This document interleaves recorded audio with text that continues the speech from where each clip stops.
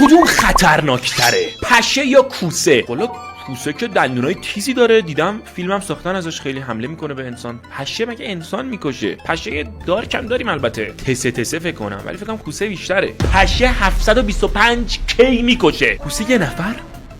کوسه بنده خدا مظلومه. مار در مقابل گرگ که رحم نمیکنه، فکر کنم خیلی وحشی تر از مار باشه. مار معمولا تو منطقه شهری خیلی کمه، گرگ به نظر من.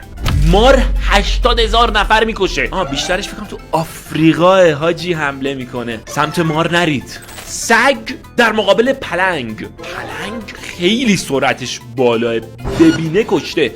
ولی یه نکته‌ای که هست، سگا خب بیشترن. این بار من سگو انتخاب میکنم.